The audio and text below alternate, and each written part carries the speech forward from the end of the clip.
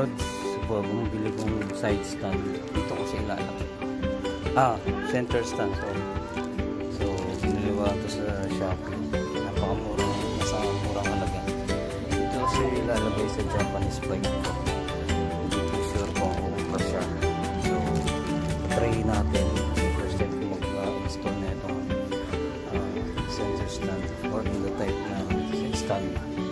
Center stand. Ito po yun.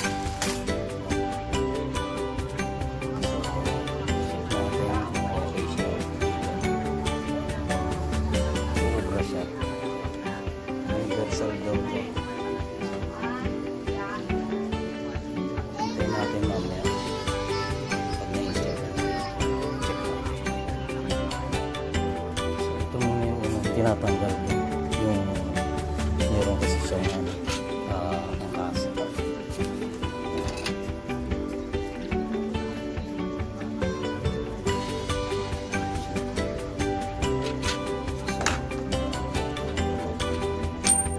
Tapos ito.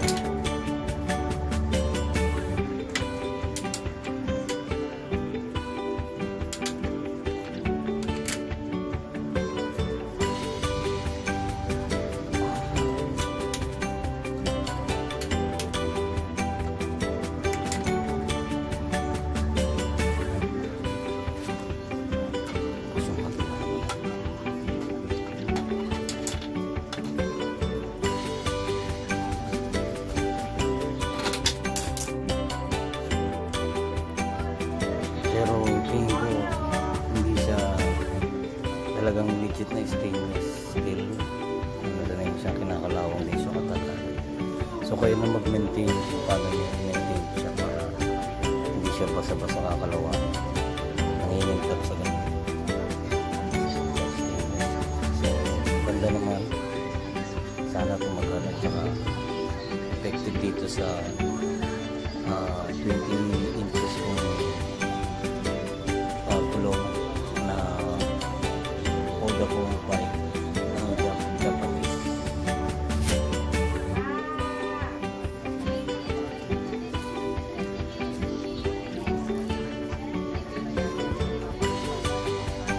Guys, ito na pala yung sentence lang. Sa isa na hindi na video kakatitin. Pero madali lang naman. Susuksik mo lang ito.